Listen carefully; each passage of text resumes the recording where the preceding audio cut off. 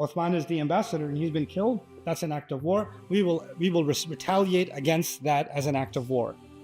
And so we will go fight with the Meccans. And by the way, you're going to fight Meccans in their own territory. Most likely you're all going to get killed.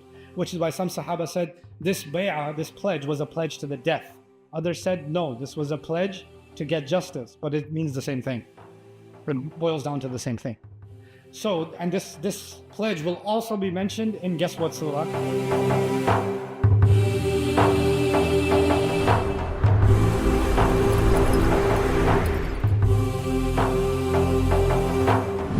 Get the most from this video series by downloading our free workbook on the Prophet's Road to Hajj from bayyinah.com/dhul-hijjah.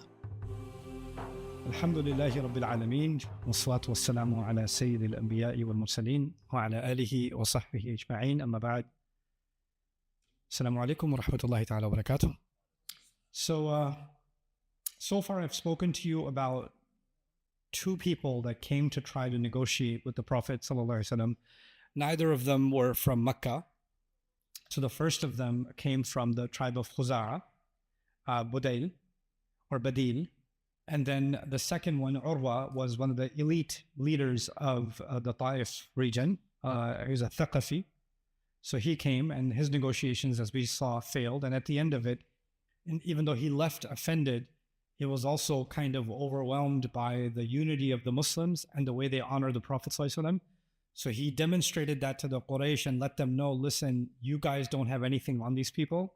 They are far more unified and far more powerful and far more loyal to their leader than you guys can even imagine. So the better thing for you to do is let them quietly make their umrah and leave.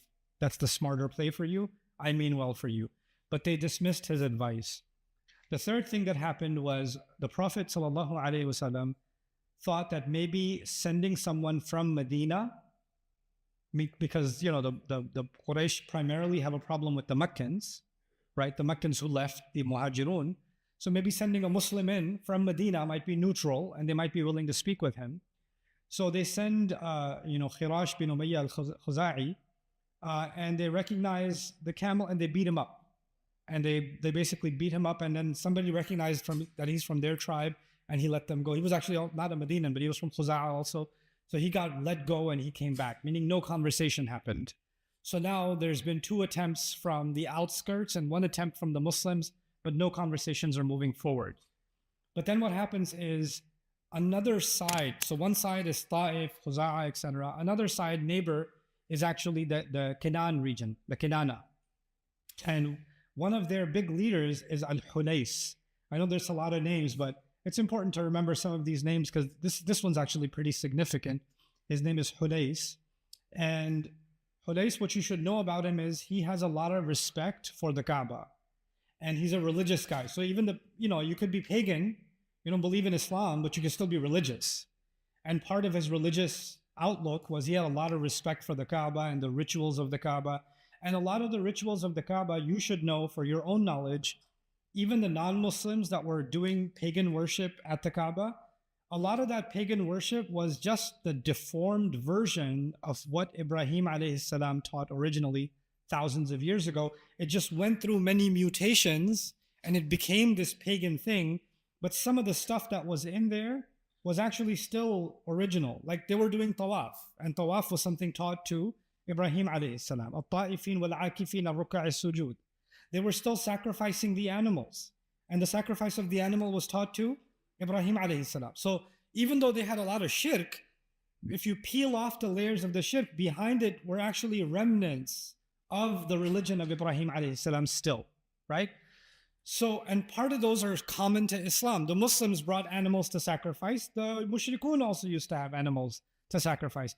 Why is that the common thing? Because we are restoring the legacy of Ibrahim alayhi salam, and the mushrikun have bits and pieces from that legacy that they're still holding on to and mixing in a lot of their corruption with it, right? So Hulais has a lot of respect for the Kaaba. He has a lot of reverence for the animals that are being brought for the sacrifice, etc. The Prophet ﷺ sees him coming from a distance, and he knows that the people of Kinana, they are more religious in that way. So فَقَالَ رَجُلٌ مِّن بَنِي كِنَانَ دَعُونِي آتِيهِ. So one of the people of Banu Kinana, Hulais, said, let me go talk to him. So he told the Quraysh, listen, The Taif thing didn't work. Other places didn't work. I'm a religious guy. I'm a softer person. I'll go speak with them. Let me see if I can make sense with them. فَقَالُوا ائْتِهِ. So they told him, go talk to this man, Muhammad. فَلَمَّا أَشْرَفَ عَلَى النَّبِي صَلَّى اللَّهُ عَلَيْهِ وَسَلَّمَ وَأَصْحَابِهِ. When he came to approach the Prophet ﷺ and the companions, قال رسول الله صلى الله عليه وسلم هذا فلان وهو من قوم يعظمون البدن فابعثوها له فبعثت له. So he said, this is a person, they have a lot of respect and regard for animals that are supposed to be sacrificed for religious reasons. Now, did the Muslims bring their animals? They brought their animals. So he said, even though he's approaching, why don't you do this? Take all the animals that are meant to be sacrificed, put them in front of us.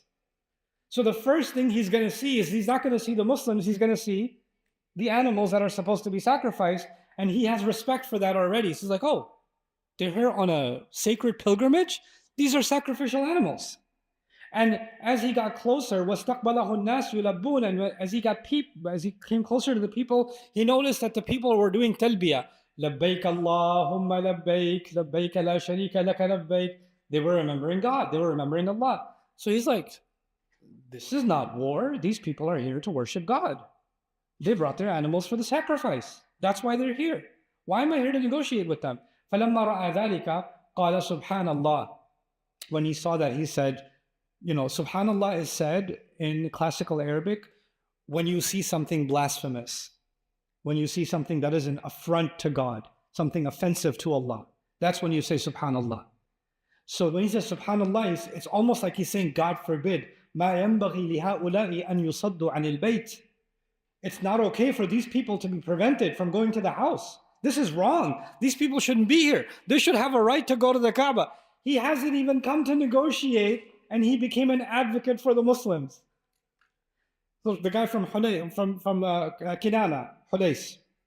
فَلَمَّا رَجَعَ إِلَى أَصْحَابِهِ. When he went back to his own people, meaning the Quraysh, قَالَ رَأَيْتُ الْبُدْنَ قَدْ قُلِّدَتْ وَأُشْعِرَتْ. He said, I saw sacrifice animals that have already been marked.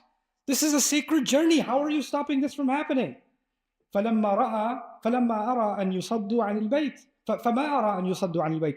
I don't think they should be stopped from worshiping at the house. This is sacrilegious. This is blasphemous. This is a crime against the religion. Even though he's not a Muslim, he believes in the sanctity of the Kaaba. He believes in animals that are meant for the sacrifice. So based on that, even from his religious perspective, this is a crime against the religion. It's a spiritual crime. So they told him, اجلس فإنما أنت الأعرابي لا علم لك. They said, sit down. You're just a Bedouin. You don't know anything. So they basically insulted him. Hudais got upset. Now he's a neighbor to the tribe of the Quraysh, and he's now upset. غضب عند ذلك والله ما على هذا حالفناكم وما على هذا عاقدناكم. He said, I swear to God, that is not what we align ourselves with you for. We have taken an oath to be loyal to you, to be allies with you, but not on this. Meaning that our entire basis for being loyal to you is that you take care of the Kaaba and you give people the right to the Kaaba when they are they're coming for their religious reasons. You are depriving these people of their religious right. That is a violation of the treaty we have with you. Basically, this is his way of saying, you and I, your people and Kinana, which is right next door neighbor to the Quraysh, are no longer affiliated. We're cutting ties with you. So this was a political blow to the Quraysh also. وَالَّذِي نَفْسُ الْحُلَيْسِ بِيَدِهِ لَتَخُلَّنَّ بَيْنَ مُحَمَّدٍ وَبَيْنَ مَا جَاءَ لَهُ. He said, I swear by the one whose life is in my hands, meaning I swear to God, you will absolutely let Muhammad be and let him do what he came here to do. أَوْ لَأَنْفِرَنَّ بِالْأَحَابِيشِ نَفْرَةُ رَجُلٍ وَاحِدٍ. Or I will separate from you all of the neighboring tribes. I will convince all of the tribes to cut their ties with you. فَقَالُوا لَهُ مَهْ. They said to him, shut up. Now you know the word for shut up. It's mah. The Farsi, Shuma Megan, ma for biggie, right? So you say take something, you say ma. In Arabic, you say ma means shut up. Which actually, and so in Farsi, you say take this, you say ma. And in Arabic, you say shut up. Which sometimes, for kids, it's the same, isn't it? Take this and shut up. Anyway, so they said ma. Kuf anna. just stop talking to us, Ya Hudayth. حَتَّى نَأْخُذَ لِأَنفُسِنَا مَا نَرْضَى بِهِ. We're going to do whatever we want to do. Leave us alone. We have the choice to make. You're nothing. You're nobody. So basically, they now have alienated the Kinana tribe from themselves also. The Prophet ﷺ suggested that the first negotiator he sent got beat up from Khuza'ah. So maybe we should send someone who's harder to beat up. So we should send Umar bin al-Khattab. So the Prophet ﷺ nominated Umar bin al-Khattab radiallahu anhu to go in and negotiate on the Muslim behalf. And Umar said, listen, I have no tribal affiliations left inside. They will probably try to kill me. I'll probably take out more of them before they get to me. But this is not going to be a negotiation. I'm telling you that right now. Right? So he knew. He has no problem with it. But he's like, this is not going to be much of a negotiation. If you're okay with that, I'm good with it. Let's go. But in my opinion, if you want a negotiation, I think Uthman is a better option. The reason Uthman is a better option is because he is related to Abu Sufyan. And Abu Sufyan, for all practical purposes, is now the governor of Mecca, essentially the president, if you will, right? So he's cousins, or he's nephew to the president. So there's a closer relationship, and that's why it's probably a better chance they're not going to attack Uthman because he belongs to the governing family. So he has a better chance to negotiate. Okay, so with that in mind, they send Uthman radiallahu anhu. There's a gate before you get into the Mecca itself, proper Mecca, called Baldah. People stopped him at the gate. They wouldn't let him get through. But then he met one of his relatives, Abdan ibn Sa'ad ibn al-As. So it's his cousin who's from the same tribe. He said, no, he's my cousin. Let him come in, let him come in. So through a connection, Uthman radiallahu anhu made it inside. Now, when he made it inside, he met with the leaders of Quraysh one by one. The Prophet ﷺ had also instructed him to meet with the prisoners of war. Muslims were being held captive in Mecca. So he told him to meet with them also. So he met with some of the people that were basically held back as hostages inside Mecca. He met with the leaders of Mecca one by one until he met with the presidential figure himself, Abu Sufyan, who's a relative of his, right? And Abu Sufyan basically told him, فَوَاللَّهِ لَا تُحَدِّثُ الْعَرَبَ عَنَّا أَنَّهُ دَخَلَ عَلَيْنَا عُنْوَ أَبَدًا. He said, listen, I will never allow the Arabs to say about us that we gave you even an inch. I cannot let that happen, because, now let me pause here before I go further. I want you to understand why this is so delicate for Quraysh. They have fought with the Muslims before. 3 wars have already happened. Multiple other battles have already happened, smaller scale. But this is the first time they're about to negotiate, or there's even a thought of negotiating. And when you negotiate, you give something and you take something. And you don't negotiate. You know, you ever heard the phrase recently, we don't negotiate with terrorists, right? So if you're negotiating with them, you've already considered them a legitimate party. So you've been calling them terrorists all this time, and now you're negotiating with them and you're giving them an inch even. That means you legitimize them. And that means they are so powerful, they went from being criminals in your eyes to actually being a legitimate government in your eyes. You have to recognize their legitimacy by negotiating with them. And that would be a major loss and a major defeat for the Quraysh in the eyes of the larger public. By the way, they already told their neighboring tribe, Taif, we're not going to negotiate. Forget this. They already told Kinana people, we're not going to negotiate. They already told Khuza'ah people, we're not going to negotiate. Get out of here, get out of here, get out of here. We're going to do what we want to do. We're not going to give them an inch. And now all of a sudden they're supposed to negotiate. So Abu Sufyan says, this is really bad for us. We're going to look weak. We're going to look like we don't follow through on our claims. And our press release is different from our actual policy, right? So the contradiction will come out and we're going to look like idiots in front of the world stage, right? Sound familiar? بينما نحن قافلون من الحديبية نادى منادى النبي أيها الناس البيعة والبيعة. I'll tell you what this hadith is about. So Uthman radiallahu anhu is inside and they say, hey, so do you want to make tawaf? He said, why should I make tawaf? I'm not going to make tawaf without the Prophet. I didn't come here for that. I came here to negotiate with you to let all of my people come and the Messenger of Allah come, sallallahu alaihi wasallam. So that made them want to hold Uthman back. So now it's been a long time. Now there's a different set of reports. Is it a few hours or is it a few days? We don't know. But Uthman radiallahu anhu was held back and no news from Uthman. Now what happens on the other side? We haven't heard from Uthman. The Muslims are camped out in Hudaibiyyah. No more fighting is happening, but we haven't heard from Uthman. And the way this plays out, I'm going to do an imaginary scenario for you. There's a couple of Sahaba sitting together and they're like, Uthman hasn't come back for a while. Yeah. I hope he didn't get killed. Somebody just may have said, I hope he didn't get killed. 5 feet over this way, you didn't hear the whole conversation. You just heard the word killed and Uthman. You're like, hey, did you? I thought I heard Uthman got killed. Did Uthman get killed? I don't know. Maybe find out. So you go to somebody else. Hey, have you heard anything about Uthman being killed? No, I haven't heard. Let me ask around. And now the questions being asked. And enough questions being asked. A lot of people are saying Uthman got killed. Yo, everybody knows Uthman got killed. Uthman got killed. So what happens in a crowd, you overhear something, it travels, it travels, it travels, it becomes something else. Some of the younger people here probably know the game of telephone, right? I played the game of telephone in the old Bayyinah campus once. I had a bunch of kids, like 80 kids. And I said, telephone is you whisper in one ear, they whisper in the next, they whisper in the next, and you ask the last kid what they said, right?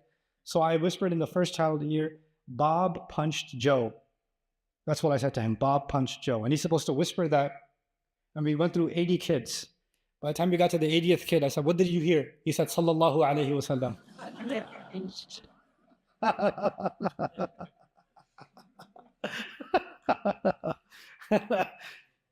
It travels, it takes, nobody changed it completely. I don't know how that transformation happened, but somebody decided might as well spread khair.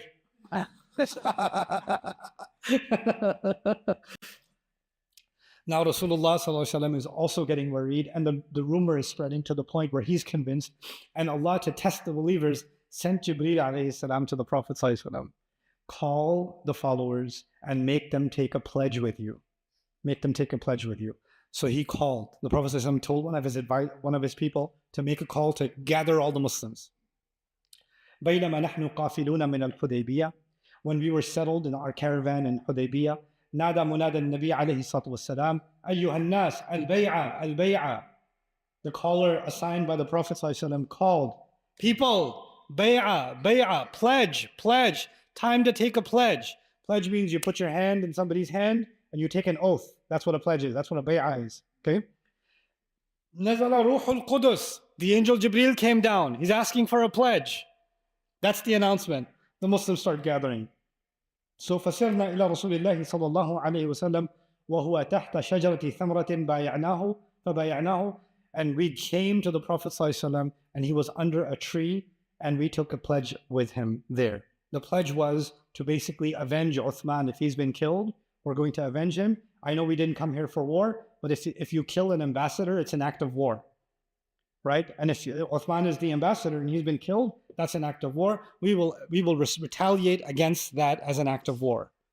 And so we will go fight with the Meccans. And by the way, you're going to fight Meccans in their own territory, most likely you're all going to get killed. Which is why some Sahaba said this bay'ah, this pledge, was a pledge to the death. Others said no, this was a pledge to get justice, but it means the same thing. It boils down to the same thing. So, and this pledge will also be mentioned in, guess what surah? Surah Al-Fatih. Because all of this is going to be recorded in Surah Al-Fatih. Right now we're looking at the seerah sources and the hadith sources. Then eventually, hopefully tomorrow inshallah, we'll talk about how the Quran comments on all of this. Because there's a difference between when a Sahabi remembers something or the historian remembers something. It's different than Allah mentioned something. We should keep those two separate accounts, isn't it? That's divine perspective. So we're gonna deal with that separately, inshallah. Okay, so the Prophet ﷺ takes this pledge. Now they're ready to fight because there's already been an attempt to kill the Prophet ﷺ and to stir up the Muslims. Remember the 80 that came to start a fight? And now Uthman has disappeared. So they're ready to go get in there, right? And the Prophet ﷺ told them, Antumul yawm ahlu khayril ard. He told them, you are the best people on earth today. The Sahaba who took that pledge. Then he said, لا يدخل النار إن شاء الله من أصحاب الشجرة أحد الذين بايعوا تحتها. Allah, he said, by the will of Allah, nobody who took the pledge under the tree, not one of them will enter into the fire. Not one of them will enter into the fire. Okay. And then Hafsa radiallahu anha, she had recited this ayah, in wa in minkum illa wariduha. The Prophet ﷺ, she recited the ayah. What about the ayah that every one of you will have to go over the fire in Surah Maryam? Every human being will have to go over it like a bridge. إِلَّا وَارِدُهَا. And he said, وَنُنَجِّي الَّذِينَ اتَّقَوْا وَنَذَرُ الظَّالِمِينَ فِيهَا جِثِيًّا. And Rasul Sallallahu Alaihi Wasallam recited another ayah, we will rescue those who have had taqwa. Right? So, and leave the wrongdoers in it. Okay. So, now, by the way, where is this tree? This is one of the great wisdoms of Allah, that they couldn't remember where the tree was when they came back. 1,400 people couldn't remember where the tree was. It was pretty amazing. And one person said, I remember exactly where it is, but I can't tell you because I'm blind. that was the wisdom of Allah. Because if Pakistanis went there today, I don't know if there would be a bigger crowd at the Kaaba or a bigger crowd at the tree. You understand? So one of the wisdoms of Allah is that the tree's gone, because that would have turned into something else. People would have had branches in their house. People would have had leaves. People would have tried to dig up the root. They would have taken the dirt. All kinds of stuff would have been happening because of that tree.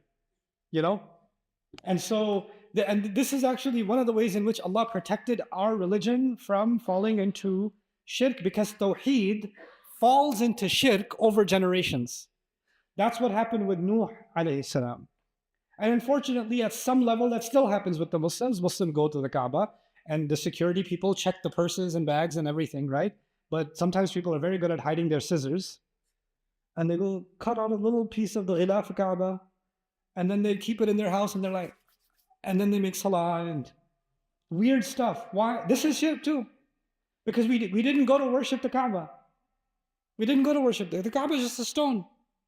And if people are hugging the Maqam Ibrahim, you know, they're hugging the thing, you know, that's why they made it spiky.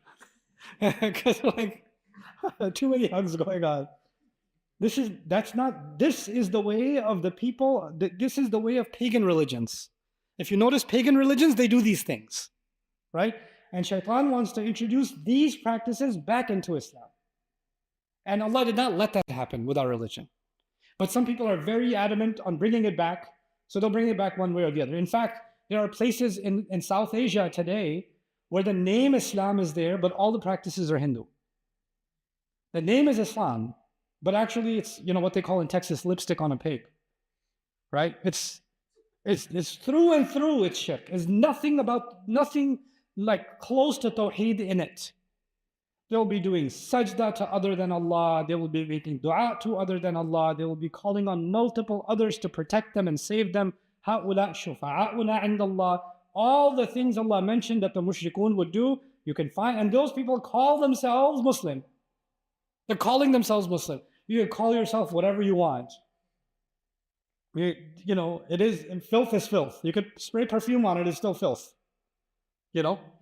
And so this is something Allah protected our religion from, and we have to protect ourselves from it, from the smallest of these things. Unfortunately, when the real religion disappears, then it's replaced with religious artifacts. That's the fact of it. Either you have the real faith. The faith is in the hearts, right? The Sahaba had Quran in their hearts, right? And most of them didn't know how to read and write. And the ones who did know how to read and write, sometimes they wrote Quran on a bone. Sometimes they wrote it on a rock. If you were there and you saw Quran written on a bone, astaghfirullah, you'd put it somewhere on the top and protect it, put it in a glass case. This is what, you know, this is the ridiculousness we have done. And as a result, now the Quran is not in the heart, but at least it's in the rear view mirror, right? There's an Ayatul Kursi in the rear view. There's a mini mic. They have a micro mushaf. You seen the micro mushaf? You need a electronic telescope to read the micro mushaf. And you keep that in the car because, you know, you might get bad transmission if you don't have that in the car, or you don't have good airbags, so you put Ayatul Kursi and, you know, what religion is this? You know what this is? This is the same as the Christians who put a crown in the back, or they put a crucifix, they hang a crucifix. You seen those things? These are the kinds of jahiliyyah that Islam came to destroy. But you know what we did? We saw other people do this. We saw other religions do this, and we say, hey, they have that. We can have it too. اجعل لنا إلها كما لهم آلهة. The people told Fir'aun, the people told Musa alayhi salam, why don't you make us a god like those people have a god? That's what they said. Though other religions have it, we should have it too. They have amulets around their neck. We should have amulets around our neck. They tie things around their wrist. We should tie things around their wrist. They have temples and they have saints and they have holy people and they have dua to them and we should have that too. What's wrong with it? You know? And so we adopted so many of these shirky practices and we are totally okay with it. And this is the power of our religion. Our religion is the religion of Ibrahim alayhi salam. And Ibrahim alayhi salam's the entire principle of this deen is to destroy idols, objects. Objects are not sacred. Objects are, the deen is sacred. Allah is sacred. The message of Islam is sacred, right? Today, the Muslims have more respect for a piece of paper that has Quran on it than the Quran itself. This is the tragedy of our time. They don't care what the ayah says. You don't care what the ayah says. You don't care what the Quran is saying, but you care that it's on a piece of paper. You should put it, should I burn it? Should I rip it? This is the concern. But you're ripping up its teachings in your family every day and you don't care. You're tearing up the Quran with your mouth every day, with your business every day. You don't care. Doesn't matter. But we got to respect the printed copy and put it in a nice shelf and all of that. This is what we've done. Subhanallah. And I'm saying jokingly, it's a blessing of Allah that the tree disappeared. It's a blessing of Allah. Had it not disappeared, whew, man, there would have been another tawaf going on around the tree. I wouldn't be surprised. I would not be surprised, So anyway, and by the way, if Allah wants to preserve something, He will preserve it, right? If Allah wants to preserve the Kaaba, which was buried under the ground for thousands of years, and Allah restored it from the time of Ibrahim alayhi salam, through thousands of years of paganism, Allah can restore it, can't He? And when Allah wants something to disappear, He'll make it disappear. If He doesn't want you to know where the Ashabul Kahf were, He won't let you know. You can go visit Turkey if you like, and you can go to whatever tourist site you want. If He doesn't want you to know where the Ark of Nuh alayhi salam is, then you can go see some mountaintop and say, oh, it was over here, it was over. If Allah wanted you to know, He'll let you know. If you want to know where Ya'juj and Ma'juj are, stop trying to go to China. dig into the wall of China, see if they're there. If He wanted you to know, you would know. People trying to do an archaeological search on the wall of Dhul Qarnayn and all this. Stop yourself. What happens in our religion? One, we go towards shirk. Two, we become obsessed with the things that Allah did not mention for that purpose. I give this, it's a silly example, but it's important for you to think about this. A teacher is giving you a lesson, right? A business class, a business teacher, right? And he's got years of experience in business, but he decided at the end when he retired, he wants to teach. So he became a professor after being very successful in business. And he's giving a lecture on business and how to run the business. Where do you open your shop? How do you choose a location? How do you decide if that's reasonable rent? How do you pick the right product? How do you pick the right sales strategy? What's your marketing strategy? This, that, the other. He's describing all of these things. And one student raises his hand and says, but what color socks does he wear every day? And the other student says, yeah, but does the shoe and the socks match, or like which? And the professor's staring at this. What are you asking me? I just gave you priceless advice of 30 years of experience, business, and I gave you the story, the scenario, and you're asking me colors of socks? This is the only thing that came in your head? You know what that means? That student who's sitting there, his parents or her parents wasted a lot of money sending this kid to school. That's what that means. Because it's not that he's stupid, but his mind is in the wrong direction. He needs some mental readjustment before he can learn. The Quran does mental readjustment. The Quran tells us there were young people in a cave. Did Allah tell us how many? No, just some people say this, some people say that. They're like, oh, some people, I want to say it too. They had a dog. What kind of dog? Was it a Chihuahua? Because that would have been really small. I don't know. Maybe, what kind of dog was it? Did it have spots on it? And there are, in our history, some people who are obsessed with this question. There are people that are going to read the story of Yusuf alayhi salam and say, well, so what happened with Zulaykha? If Allah wanted you to know what happened, you missed the entire surah, And all you got left is Zulaykha. What is wrong with you? What Quran? You know what we do? We read the Quran and we focus on everything that is not Quran. And then we call it tafsir, our version. We're studying Quran. This is not Quran. This is a mockery of Allah's book. This is a mockery of Allah's book. And this is the reason I wanted to share these lessons with you about Hajj is because even the Kaaba, when I went, I try not to go too much to Umrah. It's a mix of reasons. I went to Hajj once. I probably won't go to Hajj again. If I have my own reasons. But when I go to Umrah, it hurts. It just hurts. When I see people doing tawaf and taking selfies, you're there and you're still worshiping your own image. That's how I call it. I know some people are offended by that. I don't care. I don't care. You're in Allah's house where you're supposed to forget that the outside world exists. If Allah wanted you to be interested in the world, when you come to His house, He would have put the Kaaba in Hawaii. He would have put it in California, nicer weather. He would have put it in some resort island. He put it in the middle of a desert.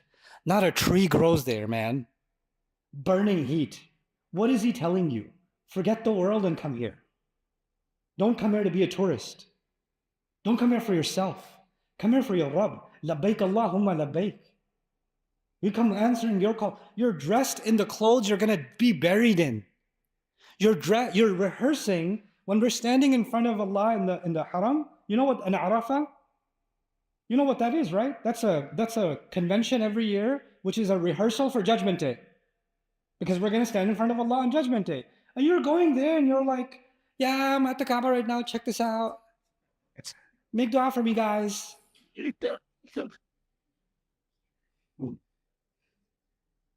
You don't need idols to worship anymore. Yourself is enough. The worship of self. The worship of selfie is the worship of self. Subhanallah. Have you seen someone who takes their God and takes their own feelings and turns them into their God? That's what we've done with this religion. It deeply hurts. So when you go, if you get a chance to go to Allah's house, I want you to remember these stories.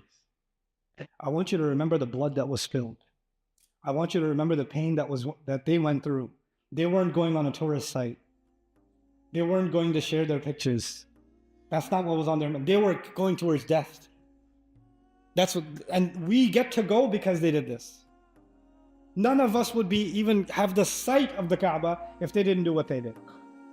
Visit bayyinahtv.com/gift today to sponsor one of the 55,000 plus students that are waiting for a gift subscription. You can pay one time, cover a yearly subscription, or set up 10 payments for the first 10 days of the Hajj, the best 10 days of the year.